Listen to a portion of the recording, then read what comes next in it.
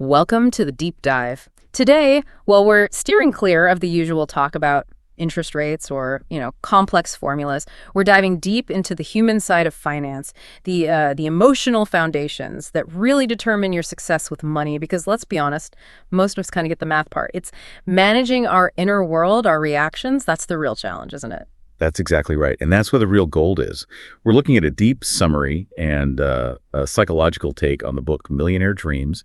The author is Dr. Srikanth, and the summary we're drawing from today, it's actually prepared by clinical psychologist Dr. Deepak. Ah, interesting. So we've got the practical steps from the author, but also that professional psychological view on why it all works.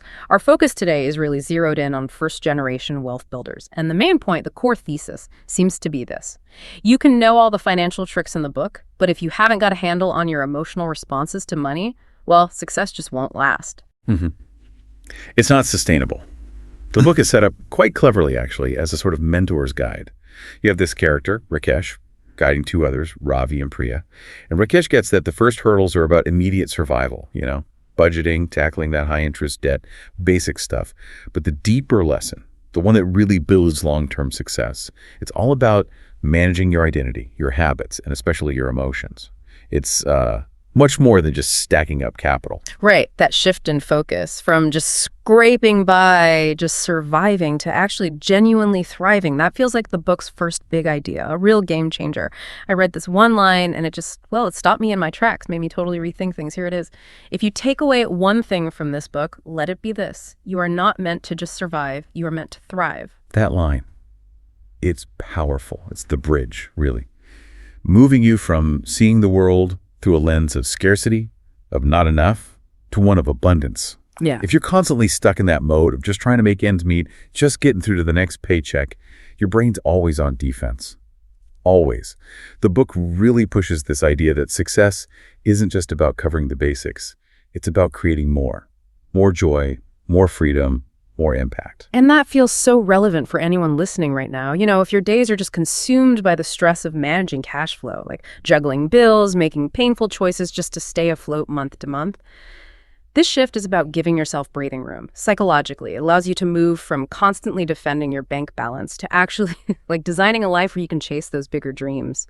You stop playing defense with your money and start planning your offense. Exactly. And once you've made that mental commitment to thriving, the next question Rakesh puts to Ravi and Priya is crucial. Okay, what's the number one skill you need for this? And the answer is, maybe surprisingly, not about finance directly. Right. It's not about complex spreadsheets. The book really emphasizes the inner work, stating it plainly. The key to your success is not just in the strategies or the wealth you build. The most important piece is managing emotions. Okay, but hang on. Let me play devil's advocate for a second. For the listener thinking, I've got like 10 grand in credit card debt. Why focus on feelings over, say, getting a raise or a debt plan? Isn't that a bit soft? It might sound soft, but it's incredibly practical. Dr. Deepak's analysis really backs this up. Financial failure.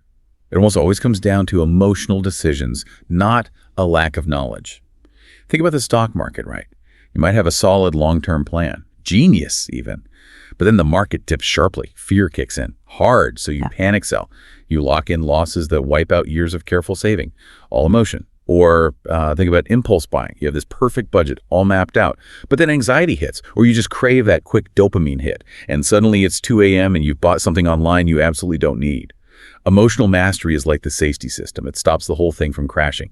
Honestly, if you haven't mastered fear and greed, those two will sabotage even the smartest financial plan you can come up with. Okay, that makes total sense. So emotional regulation isn't just some fluffy self-help thing. It's the actual guardrail stopping you from making really expensive mistakes driven by panic or impulse. So if emotions are the main instrument here, what tools does the book give us to, tune it properly? Well, the book talks about building what psychologists sometimes call behavioral scaffolding. Scaffolding, like on a building site. Exactly. Think of it like that temporary frame builders use. These tools give your confidence, your feeling of self-efficacy, something solid to stand on while you build up those stronger, lasting habits. I really like that metaphor. Makes it very concrete. So what are these tools? Let's get specific. Okay, first up is the 24-hour pause rule. Super simple, but apparently really effective. The idea is for any big purchase that isn't essential, you have to wait a full day before deciding. That delay breaks the immediate emotional urge. We see this play out with Ravi in the story. He's this close to buying a fancy new car, mostly because he's anxious about what others think, keeping up appearances. Yeah. But that 24-hour pause, it forces him to actually look at his budget worksheet again. And just like that, a potentially massive financial mistake becomes a non-issue, all because he inserted a bit of time. Simple but powerful. Okay, what's next? The book also emphasizes using decision checklists. For big things like investments or career changes, you define simple rules beforehand, when you're calm. So you don't make the choice in the moment when you might be feeling panicked or overly excited. You just follow your preset list. Right. Removes the emotional heat from the decision point. And the third tool, it's gratitude journaling. Okay, gratitude journaling. You mentioned this earlier. Is this where it gets a bit fluffy again? I understand the skepticism. But no, it's presented as a very practical tool for perspective. Keeping a weekly log helps fight that constant feeling of not enough.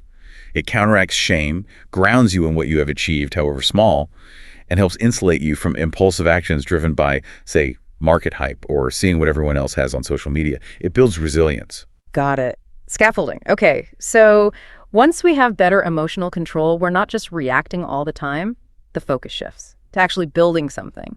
The book seems very clear that wealth isn't just about extreme saving or living like a monk. It's about creating value. And this leads to another core idea, which I found really motivating. The more value you create for others, the more wealth you'll generate for yourself. Yes, this is where the idea of durable income really comes into play. Sustainable wealth, the kind that lasts. It doesn't usually come from just getting lucky. It's typically a direct result of solving real problems for other people. Offering a service, creating a product, finding a solution. When you genuinely help others, money tends to flow back as a natural consequence of that value. And this connects directly to the concept of leverage, or maybe scalability. The book strongly encourages readers to stop just trading their time directly for money, 1 hour for X dollars, because there's always a limit to that, right? Only 24 hours in a day. Instead, the goal is to build things, products, systems, services that can help many people at the same time, even when you're not actively working. Ah, right. So like the difference between a freelance writer charging per article versus that same writer creating an online course that teaches writing skills to thousands. One is trading time, the other is scaling their knowledge and value. Precisely. That scaling turns your expertise into income streams that aren't tied directly to the hours you put in. They can work for you. And psychologically, this is huge. It links building wealth to deeper needs, like finding purpose, contributing something meaningful. When your money mission is connected to actually helping people, your motivation becomes way more robust. It helps you push through the tough times, the setbacks that inevitably happen when you start something new or invest. It's a really holistic view, isn't it? Emotions, habits, creating value, it all fits together, which is probably why the book lays out a clear 4-step action plan.